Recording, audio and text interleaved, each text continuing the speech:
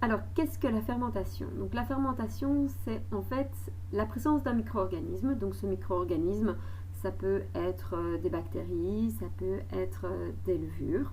Et en fait, ces bactéries ou ces levures, ou même les cellules musculaires, vont, si vous voulez, transformer du sucre en acide ou en gaz ou encore en alcool. Donc ça, c'est vraiment le principe de la fermentation. C'est ce micro-organisme qui se nourrit de sucre en l'absence d'oxygène. Et ça, c'est vraiment important, c'est qu'il n'y aura pas d'oxygène. Et ça va donc transformer ça soit en acide, soit en gaz, soit en alcool. Alors tout d'abord, la fermentation alcoolique. Alors, on a vu, donc ça c'est un des exemples de fermentation alcoolique parce qu'il y en a beaucoup d'autres. Et donc on vous dit la fermentation alcoolique, ben, elle va être par exemple utilisée lors de la fabrication du vin, de la bière ou même encore du pain. Donc pourquoi fermentation alcoolique? Parce qu'on va effectivement avoir la formation d'alcool. Alors ici, je vous ai demandé de regarder donc les vidéos sur comment on fait de la bière. Et donc ici, ben, on vous dit simplement que pour faire de la bière, ben, il faut de l'eau, de l'orge, du houblon et de la levure.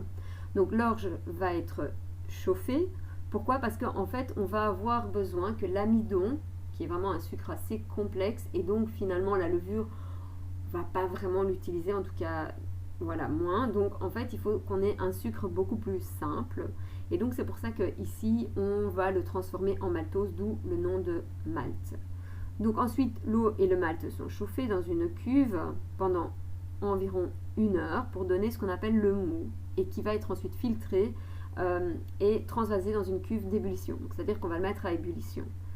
Une fois que c'est mis à ébullition, on va simplement rajouter le houblon. Et donc le houblon, ça sert à quoi? Ben, ça sert à donner l'amertume de la bière et ça permet également de donner les arômes de la bière. Donc en fonction du houblon qu'on va mettre, etc., et le houblon amérisant qu'on va mettre, eh bien, on n'aura pas le même type de bière, le même goût de bière. Alors, ce qui devient vraiment super intéressant, c'est cette partie-là, parce que la fermentation, en fait, elle va vraiment se faire ici. Alors, une fois que c'est dans la cuve de fermentation, le mou, il va être refroidi d'abord, et puis seulement il va dans la cuve de fermentation. Alors, pourquoi il va être refroidi? Parce qu'il faut savoir que les levures qui vont être ajoutées ici n'aiment pas trop des chaleurs trop importantes. En effet, ce sont, n'oubliez pas, des êtres vivants, les levures. Et donc, au-delà d'une certaine température, ben, simplement, ces levures vont mourir. Donc, d'où l'importance, effectivement, d'avoir en tout cas un mou qui n'est pas trop chaud. Je vous ai dit tout à l'heure que la fermentation se fait en l'absence d'oxygène. Or, ici, on voit que le premier procédé, c'est de rajouter massivement de l'oxygène dans la cuve de fermentation. Or, pour que la fermentation se fasse, il n'en faut pas. Alors, pourquoi est-ce qu'on va rajouter? Eh bien, d'abord, on met cet oxygène et puis on va mettre cette levure donc à une température de 25 degrés. Pourquoi 25 degrés Celsius? Simplement parce que c'est une température idéale. La levure, grâce à l'oxygène, en fait, va se multiplier de façon très importante. Il faut savoir que la levure ne va pas et se multiplier et faire la fermentation. Donc, parce que simplement, ça lui prend énormément d'énergie. D'où, dans un premier temps, la levure va donc vraiment se multiplier de façon très importante grâce à l'oxygène. Et c'est seulement une fois qu'il n'y a plus du tout d'oxygène que, à ce moment-là, la levure, donc qui est ici, d'accord, là, voilà, va prendre le glucose. N'oubliez pas, il n'y a donc pas d'oxygène.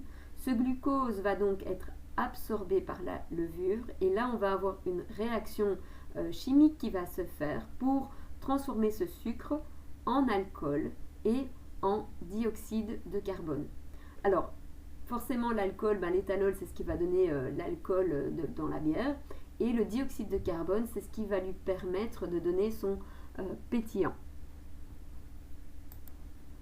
Donc reprenons, ça signifie que du sucre dans la levure va donc être transformé en éthanol ou alcool et du dioxyde de carbone. Donc comment décrire l'étape de la fermentation grâce au document ci-dessus?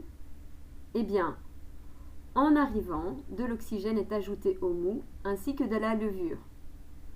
La fermentation va se faire à une température de 25 degrés Celsius car les levures n'apprécient pas les températures trop élevées. Donc attention qu'ici, il va falloir attendre que tout l'oxygène soit consommé, d'accord? Et puis, pendant 4 à 7 jours, 80% des sucres vont être consommés et se transforment en dioxyde de carbone et en alcool. Alors, l'oxygène permet également aux levures donc, de se multiplier. La fermentation commence seulement quand tout cet oxygène a été donc consommé. Donc, étape 5, c'est ce qu'on vous dit, c'est que la bière est ensuite transférée dans une cuve de garde, d'accord, donc située dans une chambre froide où on va encore ajouter du dioxyde de carbone pour permettre un meilleur pétillant. Donc, quelques protéines et levures se déposent au fond de la cuve, permettant une clarification de la bière. Et donc, au bout de quelques jours, la bière est prête et elle pourra encore se conserver pendant plusieurs semaines dans la cuve. Vous voyez ici, en fait, on vous parle des levures et des protéines donc, qui sont ici. Et donc, en fait, c'est ça qui est assez bien, c'est qu'en fait, les levures vont pouvoir être à nouveau récoltées. Donc, on va pouvoir reprendre toute cette levure grâce à ceci.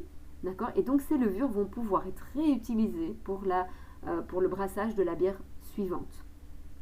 Donc, la fermentation alcoolique, c'est quoi ? C'est la transformation du sucre en éthanol et en dioxyde de carbone lorsque l'oxygène est en très faible quantité, voire plus là du tout.